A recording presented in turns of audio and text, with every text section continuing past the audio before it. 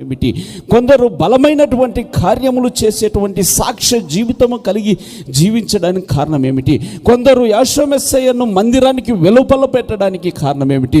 కొందరు వారి మధ్యలో పునరుద్ధానుడైనటువంటి యేసు మెస్సయ్యను మేము ప్రకటిస్తూ ఉన్నాము అని ధైర్యంగా చెప్పగలిగి ఆ యొక్క సిలువ వేయబడిన యేసు మెస్సయ్యను అనేకులకు పరిచయం చేయగలిగినటువంటి శక్తివంతమైన మహిమ గల పరిచర్యను చేయడానికి కారణం ఏమిటి?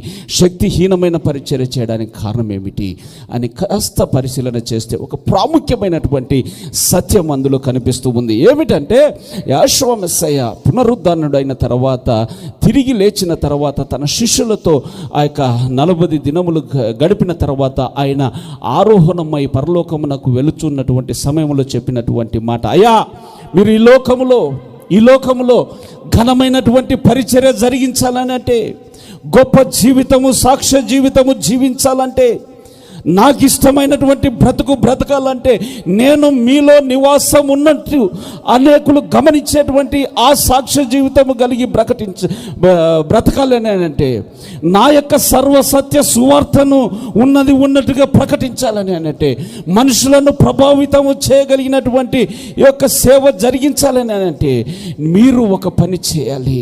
ఇంతవరకు మీకు తెలిసినటువంటి సంగతులను చేతపట్టుకొని, వాక్యమును చేతపట్టుకొని, మాకు అన్ని వచ్చు, పాటలు పాడగలము, వాక్యం చెప్పగలమని మీరు ఈ యొక్క వాక్యమును చేతపట్టుకొని ఈ లోకమునకు వెళితే జరిగేటువంటిది ఏమిటి తెలుసా? మీరు ఆత్మీయ జీవితంలో చచ్చిన వారుగా కనిపిస్తారు. ఎంతకాలము మీరు జీవించలేరు, ఎంతకాలము ఘనమైన పరిచర్య చేయలేరు, ఎంతకాలము శక్తివంతమైన పరిచర్య జరిగించలేరు, సాక్ష్య జీవితము జీవించలేరు. కొంతకాలం నిలబడతారు. ఆ యొక్క శోధన వచ్చినప్పుడు, ఆ యొక్క శ్రమ వచ్చినప్పుడు మాత్రం ఆయనను విడిచిపెడతారు. ఎవరు లేనప్పుడు మాత్రం పరిశుద్ధంగా బ్రతుకుతారు.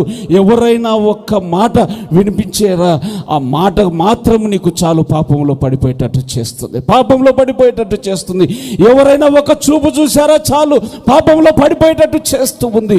ఎవరైనా ఒక మిస్డ్ కాల్ ఇచ్చారా చాలు, ఆ యొక్క మిస్డ్ కాలే మీ జీవితాన్ని పతనం చేసేటట్టు చేస్తుంది. అందుకొరకు మీరు చేయవలసినటువంటి పని ఏమిటంటే, మీరు వెంటనే మాకు తెలిసింది కదా అని పరిచర్యకు వెళ్ళకుండా మీరు యెరూషలేమునందు కనిపెట్టుకొని ఉండండి.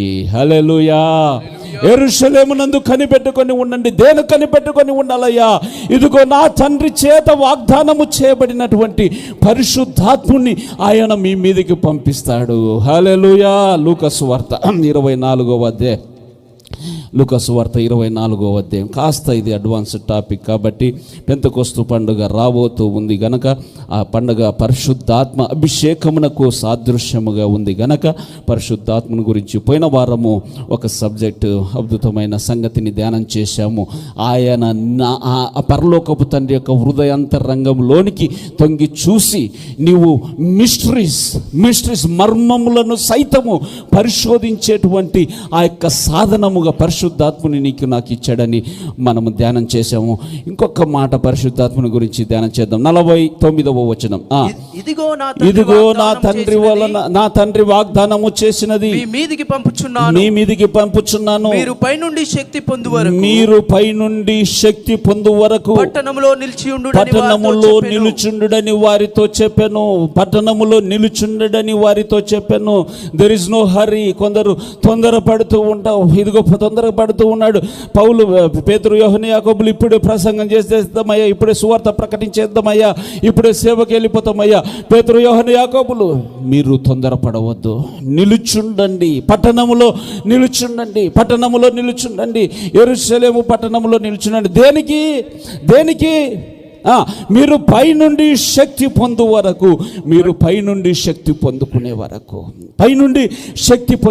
వరకు నా తండ్రి వలన వాగ్దానము చేసినది మీ మీదికి పంపుచున్నాను.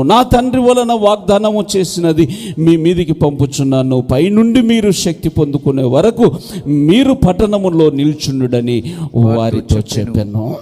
ఆత్మీయ జీవితంలో అండి, గమనించండి, కొద్దిగా అడ్వాన్స్ టాపిక్. ఆత్మీయ జీవితంలో ఒక్కసారి ఆయన నామమును, ఆయన యొక్క రక్షణ సువార్తను ఎరిగి మారు మనసు అనుభవం పొందుకొని, రక్షణ బాప్తిస్మం పొందుకొని, పరిశుద్ధాత్మ అభిషేకం పొందుకొని, పరిశుద్ధాత్మలో పాలు పంపులు పొంది ఆయనే నిజమైన దేవుడని అంగీకరించి, ఆయన ద్వారానే రక్షణని అంగీకరించి అడుగులు వేస్తూ ఉన్నప్పుడు నీకు నాకు కావలసినటువంటి ఒక బలమైన ఆయుధము, సాధనము, ఈ లోకములో శక్తివంతమైన జీవితము, సాక్షి జీవితము జీవించాలని అంటే ఆయన ఒక ఆయుధం ఇస్తూ ఉన్నాడు, ఒక వరం ఇస్తూ ఉన్నాడు, ఒక సాధనం ఇస్తూ ఉన్నాడు.